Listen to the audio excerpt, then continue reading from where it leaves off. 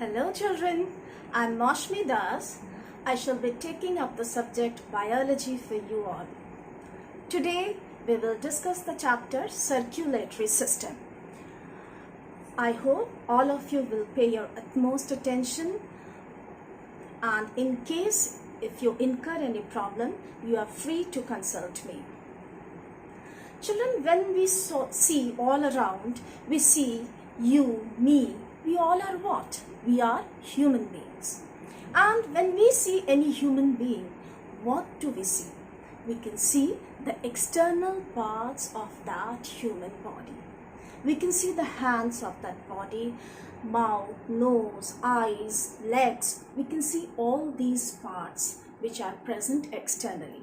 So these are called external organs. Similarly, in our body, there are many organs which are present inside the body, and those are called internal organs. Now, these internal organs, you know what happens? Some of the internal organs, they come together and they coordinate with each other and perform some important biological functions in our body. So these group of organs which coordinate with each other to perform a certain function, these constitute an organ system. In our body, there are various organ systems. For example, I am giving you one, digestive system. Digestive system, what is the function of this system? It helps to digest the food that we eat. And what are the different organs which are involved in this system? It starts from our mouth. The digestion in fact starts from our mouth. So the organ, it starts from mouth, then we have teeth, then tongue, then pharynx, then here we have food pipe or esophagus, then we have just below that on the left hand side stomach, and below that we have intestine. All these organs, they coordinate each other to perform the function of digestion. Similarly, we have other organ systems such as nervous system, excretory system, we have respiratory system, we have circulatory system. And the circulatory system is the topic of our today's session. We'll study about the circulatory system of human beings. Circulatory system. From the name itself, it is clear that this system is responsible for circulation of various substances in our body. So first, let us know the different body parts which are involved in the circulation of the various substances. What are those? 3 things are involved in the circulation of various things. What are they? First is the blood. Second, we have blood vessels, and third, heart. So with the help of blood vessels and heart, the substances, it gets transported or circulated inside our body from one parts to another parts. We shall discuss one by one blood vessels and heart. Now let us start with the blood. Blood. Whenever we talk about blood, the first things which comes in our mind, what it is, that it is a red color liquid which is present in our body. But if we want to be a little bit more specific, then how can we define blood? How can we say that what is blood? We can say like this, that blood is a fluid connective tissue. Tissue, you have read it in your earlier class, that when group of cells come together to perform a specific function, we call them to be tissues. And in our body, there are various types of tissues. Connective tissue is one of them. So blood is a fluid connective tissue. Fluid means it is a liquid having some viscosity. So it is a fluid connective tissue which is red in color and helps to transport useful as well as harmful substances from one part of the body to another part. We can say the blood like this. Children, again I am telling you, blood. How will you define blood? It is a fluid, liquid type. fluid connecting tissue which is red in color, and it helps to transport useful as well as harmful substances from one part of the body to another part. Now, how does this blood get circulated inside our body? It gets circulated inside a tube-like structure, a network of tube-like structure which is present throughout our body from top to bottom everywhere. Those tube-like structures are present and they are called blood vessels. In our body, there are two types of blood vessels, in fact three, that is arteries, veins and blood capillaries. So, inside these blood vessels, the blood flows from one part of the body to another part, and its color is red. But children, when you will look inside the blood vessels, you will find that the color, red color, it is having two shades in our body. Some of the blood vessels carry bright red colored blood and some of the blood vessels carry dark maroonish red colored blood. Why is it so?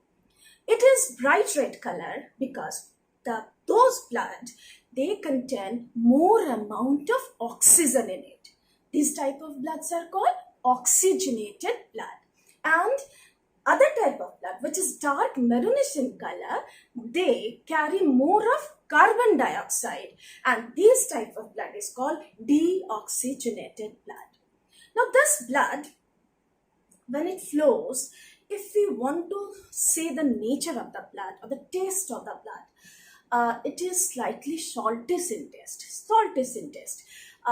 How all of us must have some time in our life have tasted blood. Anywhere in and around we have suffered cut and we have taken few drops of blood inside, and that time we have felt the taste of the blood, that is, it is saltish. Now it is slightly heavier than water. It is viscous, dark. It is viscous in nature, and it is slightly alkaline. Its pH value is 7.4. pH value of blood is 7.4. pH is equal to 7.4. That is, it is slightly alkaline. Now, this blood, question arises that by what things this blood is made up of? Blood has two components. It is made up of two parts. One is the liquid part and another one is the solid part. So the liquid part of the blood, it is called blood plasma. It is called blood plasma, and it is around 55 to 58% of the volume of the blood. This blood plasma, it is slightly ochreous in color, that is straw colored, we can say, more or less colorless type of liquid in which many substances are dissolved in it. So as it is a liquid, naturally most part of the plasma is made up of water.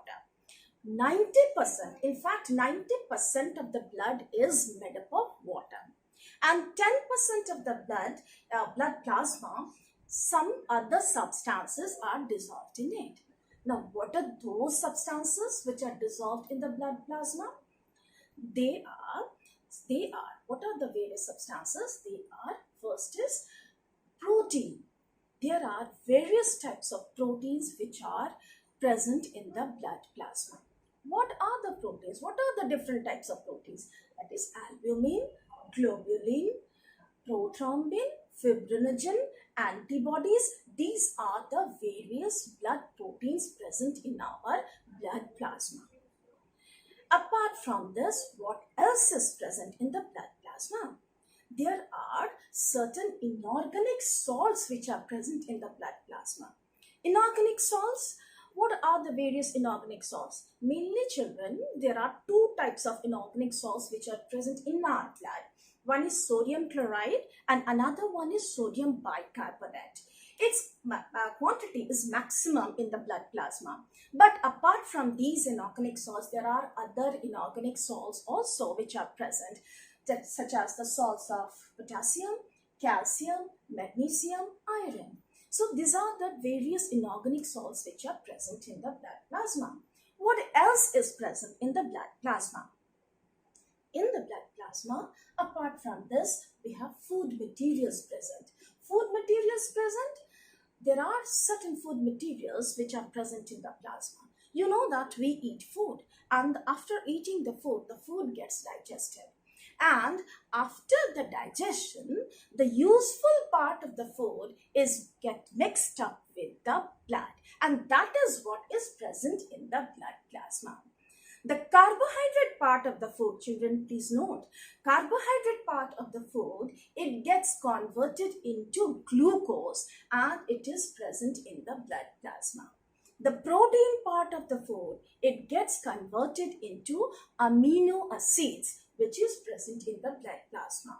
The fatty parts of the food, it gets converted into fatty acids after digestion, and it is present in the blood plasma. Other than these food materials, what else is present in the blood plasma? That is respiratory gases.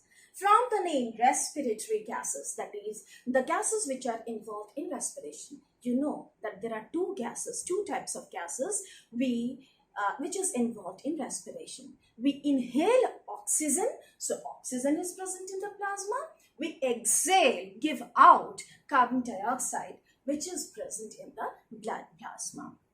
What else is present in the plasma? Excretory products. So children, after the digestion is over, there are certain waste materials which are present, which are produced in the blood, and those waste materials are generally harmful for our body, and it has to be removed from our body.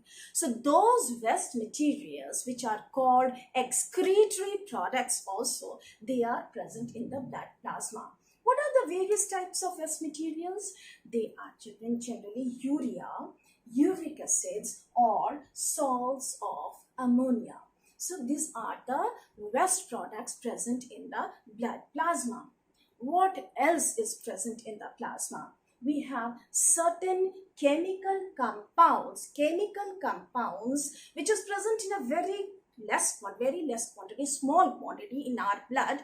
They are called hormones, and these chemical compounds, hormones, they help to perform some very specific functions in our body, which you will study later on in your higher classes. So children, these are the different substances. Apart from 90% water, it is present in the blood plasma, dissolved in the blood plasma.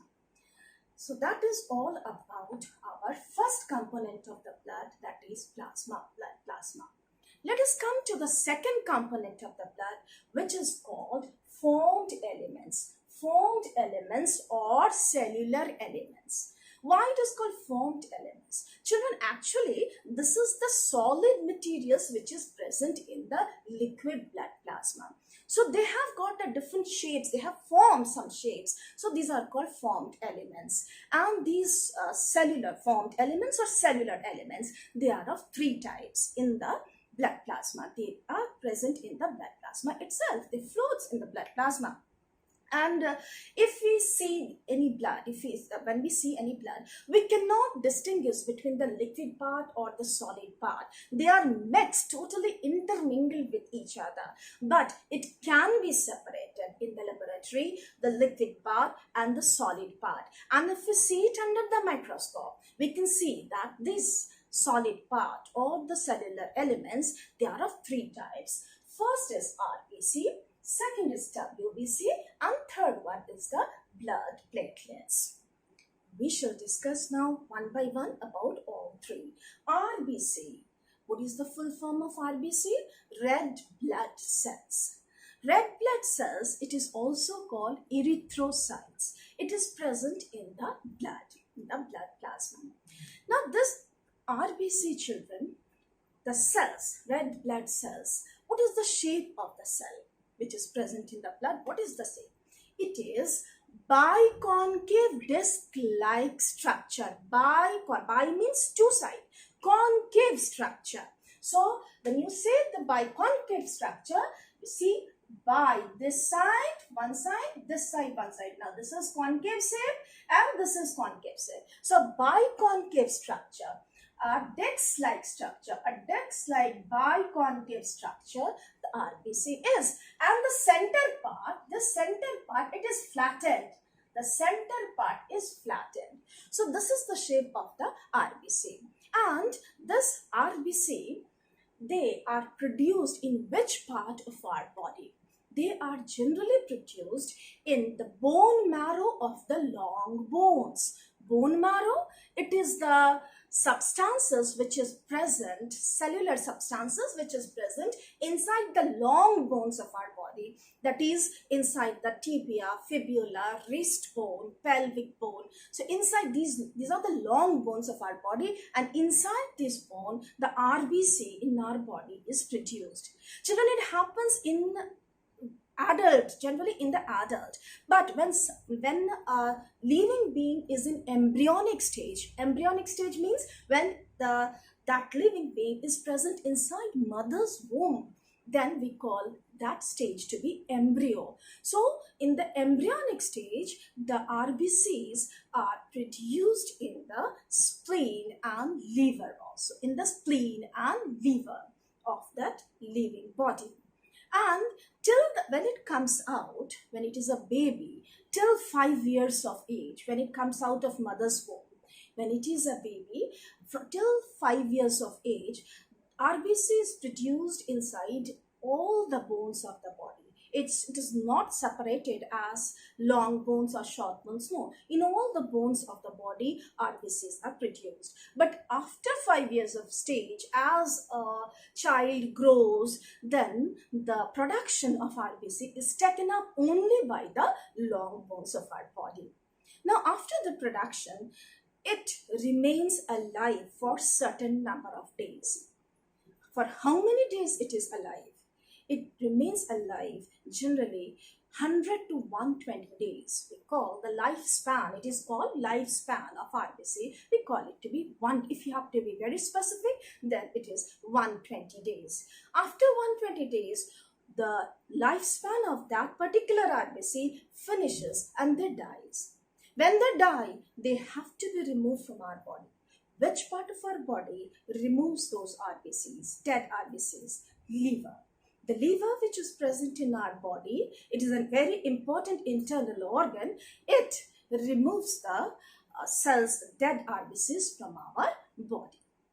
So children, this RBCs, it has a lifespan of 120 days. The dead RBC gets removed from our body after by the liver. Now this RBC, children, it is respiratory pigment is present in these red blood cells. A pigment, a red color pigment, which is called the respiratory pigment, is present in the RBC. What is the name of that pigment? The name of that pigment is hemoglobin. Heme and globin joins together to make hemoglobin. Heme is the part which is made up of iron, compound iron, element iron, and globin is the protein part. So they combine with each other and forms a pigment called hemoglobin, which is red in color due to the presence of this iron containing compound. Now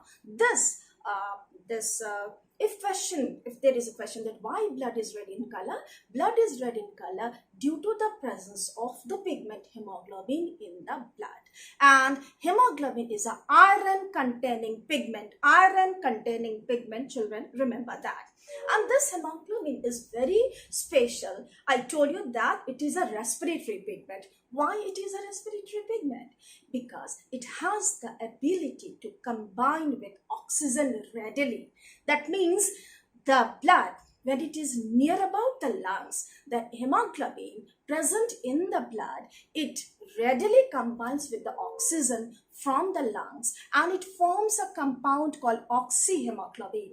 And that oxyhemoglobin is carried by the blood to different parts of our body. And in different parts of the body, the cells, the tissues, they receives the oxygen from that oxyhemoglobin content. This oxyhemoglobin, children, it is not a very stable compound. It easily breaks up near the cells into oxygen plus hemoglobin, and this oxygen is received by the cells and the tissues. In this way, the cells of our body receives oxygen. So this hemoglobin is also called as the oxygen carrier of our body, as a respiratory pigment of our body. So children, let us finish our session today here only. In the next video, I will continue from this part. Okay, thank you.